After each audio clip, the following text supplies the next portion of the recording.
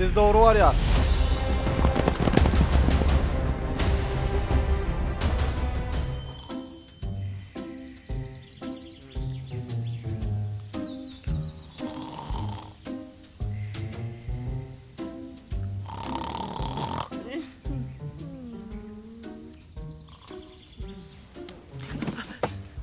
Horçek bir o düşeydinleri.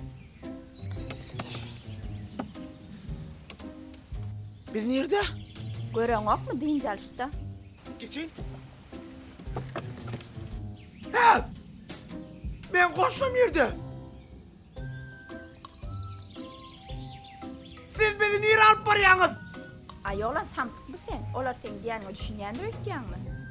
Oye, katın yarındalığı ise. Düşünüyorum, benim başka işiniz yoktur oğlum. Benim başka işiniz yok mu?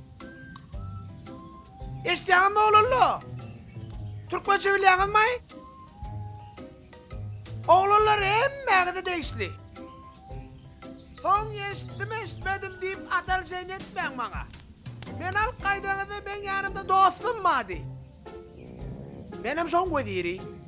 Vedirim ne mi? Akıllı adam da. Akıllı adamı bilmekse gerek. Son çiğnim olur gelirler. Geldiler kedil vermediler size. Son çiğ kovluk barka beni uğrudun istaydın. Biz ne mi? Dur. Hemen koy verecekler bildi. Üçümüz desek ki yürekler yerle bulun. Yani kimen çıkayım? Ondan sonra ben size halat ederim. Koy verseniz ben söz veriyorum. Olur size de at demediler.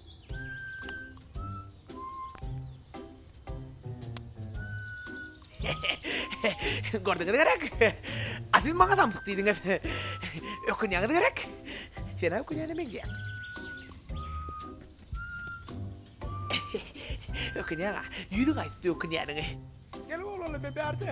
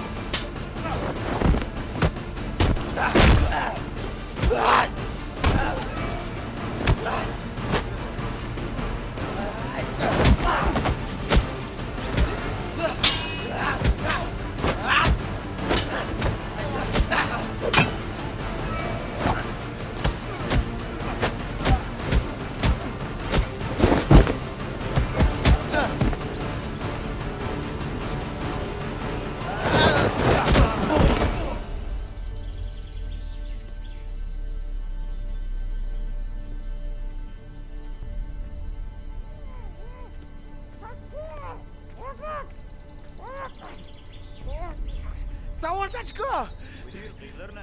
Bile bak buna boşaltmalarını. Dostum, dost! Dostum! Dost!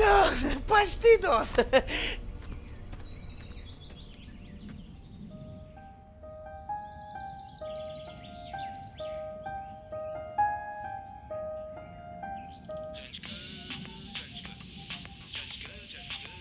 Alo. Alo, kaygısız dinleyen beni. Oh. Yan kayıt veren rivayetim. Hakikatten molon olsa. Dinleyen mi beni? Awa. Meňe gaýtyp beren rowayatim hakykatdan bolan bolsa. Näle? Sen meni halat ederdiňmi dost? Yok. Yine başka işim yok.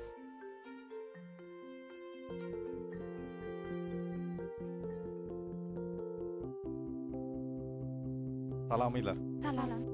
Men kän kitap okudum. Yo, çynım belki kömegim deger. Näil kitaplar bilen gyzyklanýar.